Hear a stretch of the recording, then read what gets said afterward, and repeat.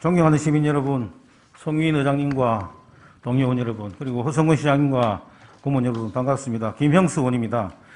안동공단에 추진 중인 대형 물류창고는 추진 과정에서 법적인 문제는 없고 주민공청회 등 주민의견 수렴 과정이 사업 추진의 요건은 아니라고 하지만 주거지와 인접해 있고 안동 1지구 공동주택 사업이 진행 중으로 대규모 민원이 충분히 예견된 사업으로 사업의 내용을 시민에게 알리고 주민과 함께 사업이 추진되어야 했습니다. 늦었지만 지금이라도 물류창고 사업주와 김해교육지원청, 김해시는 시민의 의견을 적극 반영해야 합니다. 주민들은 사업 철회를 요구하고 있습니다. 우선 사업 철회를 검토해야 할 것이며 사업의 철회가 현실적으로 어렵다면 주민들이 우려하는 냉매가스와 화재 등 사고에 대한 완벽한 대책이 있어야 하고 교통량 증가에 따른 대책과 안전한 통학로 확보는 주민들이 만족할 수준이 되어야 합니다. 김해교육지원청은 학교 배정을 활천초에서 신호초로 변경해 줄 것을 요청하는 학생들의 의견에 사업 승인 시 협의된 활천초에서 변경이 불가하다는 입장입니다. 그러나 당초 활천초로 학교를 배정한 것은 통학거리나 교통량, 통학로가 공업단지를 지나가는 것으로 통학 여건이 매우 좋지 않은 등 현실을 무시한 탁상 행정으로 잘못된 것입니다. 2022학년도 신입생 현황을 살펴보면 신의초등학교는 1학년이 27명, 삼방초는 29명, 활천초는 88명입니다.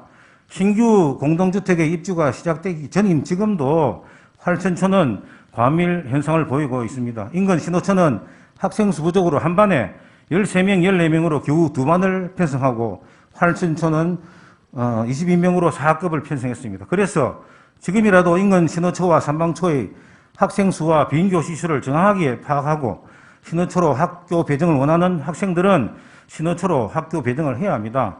경상남도 교육청과 김해교육지원청은 잘못된 협의를 철회하고 주민의 의견을 반영하기 바랍니다. 사업주는 사업 철회는 불가하다고 하고 사업 규모 축소도 불가하다는 입장으로 알고 있습니다. 그러나 물류창고 건설 완공 후 원활한 시설 가동을 위해서라도 사업 규모의 축소, 위험 요소의 제거, 교통안전대책 등 주민 의견을 경청하고 반영하는 적극적인 모습을 보여주시길 바랍니다. 그렇지 않고 일방적으로 사업을 진행하면 지속적으로 민원이 발생하는 것을 막을 수는 없을 것입니다.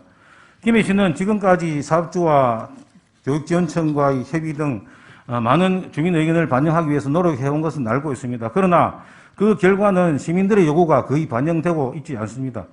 김해시는 사태가 여기까지 오게 만든 책임도 있습니다. 건축허가 신청은 건축법 등 관계법규에 정한 요건 충족 시 명확한 취소 사유 없이 취소하는 것은 어려울 것으로 압니다. 그러나 주민들은 김해시만을 바라보고 있습니다. 김해시가 주민의 입장에서 더 적극적으로 나서야 합니다. 착공신고 등 향후 행정 절차가 진행될 때 주민 의견이 반영될 수 있도록 사업주와 적극 협의하고 냉동시설비 및 환경 관련 법령 저촉 여부를 철저히 적극적으로 검토해야 하겠습니다. 안전에 대한 욕구, 특별히 초등학생들의 안전한 등굣길 확보에 대한 주민들의 요구는 너무나 당연한 것입니다.